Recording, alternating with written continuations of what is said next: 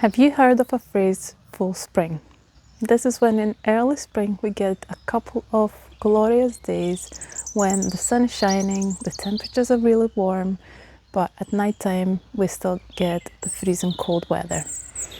This is quite a dangerous period of time, and I think we've got now the second round of full spring this March, because when you start planting things out, particularly tender plants, the colder temperatures at night will kill the plants. For example, yesterday at daytime during the lunchtime it was about 16 degrees. It was absolutely glorious. I only had to wear a t-shirt because it was, sun trap in some parts of the garden. But in that same morning I had to scrape the windows of the car. This shows that we need to be, quite clever, not start being too fast and start planting things out. In this video, I thought we could do a little catch up, see how things are progressing. We've started a lot of things together, plants that we planted and seeds that we've sown. So let's see the progress. And also I want to tell you a little bit about the next steps in our garden. First, I want to take you to our front garden. This is where back in January, we planted some spring bulbs together. And if you remember, I asked you whether you thought it was too late to be planting them. But for me, they're better in the ground. And as you can see, we've got lots of spring bulbs popping through the ground. We have lots of tulips popping through, which I'm really excited about because I was quite worried as the bulbs didn't look their best.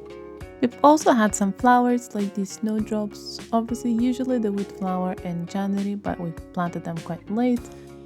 And we've also had some crocuses. The Caley Spring Bulb Show is in just under 2 weeks, and the spring flowers are currently in 3 different stages. So I've got flowers that are already fully out. As you can see, this one surf side is looking glorious. I'm going to try and keep them still in flower, see how long they can last. I think they might be just past their best for the show, so I might not actually be able to enter them. But we also have spring flowers that have just started forming the buds, and then there are some flowers that are kind of where I expect them to be. So I've got some of my pots in the north side of our house, so this is where it's a full shade. There's not much sun getting in, so these flowers that are already kind of in flower or getting there are staying over there because I want them to kind of slow down. So they'll be getting less water, less feed, and also hopefully less sunshine and warmth to try and preserve them from coming fully in bloom before the time. Some of my other flowers, they already have buds, and these ones are kind of need a little bit of encouragement or just keeping them right. So they are in this partially shaded, partially sunny spot. I am protecting them from the wind so that the stems are not getting damaged. I'm going to give them a feed today, so that they are kind of trying to come on a little bit. And there are still some flowers that are just starting to put the buds, so these really need a lot of encouragement. So they will be put in the sunniest spot in the garden. I might even sometimes shut the cold frame just to keep the warmth, and also give them a really good feed with the tomato feed, because we want those flower buds to start putting on some growth, and obviously try and get them ready for the show, which will be on the 4th of April. It's really important that the flower stems are developing nice and straight, especially when the flower buds are starting to develop and the flower heads are quite heavy. I don't want them to be flopping, so I am adding these supports and then tying round with the twine. It's not just daffodils that I'm growing for the show. I've also got some tulips. I had hyacinths, but they're already flowering and I don't think they're going to last. But I'm particularly hopeful for the tulips because they are already showing quite advanced flower buds, and they're doing much better than they did that the tulips did last year for me. So I am very excited about the tulips and see how we get on with them at the show. I've taken you inside the house because I wanted to give you an update on the tomato seedlings. On Valentine's Day, Fraser and I we've sown our tomato seeds. This is the tradition that we've had for the last 5 or 6 years. This year we wanted to give it a little twist, so we've done an experiment. I used multipurpose compost, simply just some John Innes that you can get from most supermarkets and garden centers. And Fraser had the special seed compost. And I wanted to see whether using, special seed compost made any difference for the seed germination.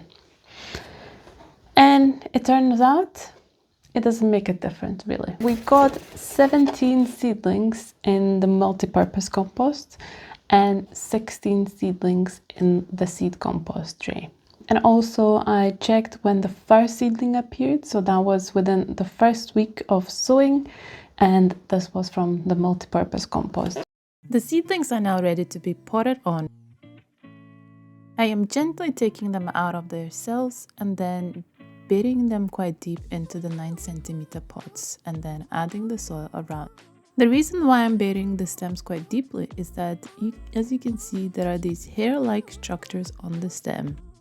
These tiny structures will form the new roots.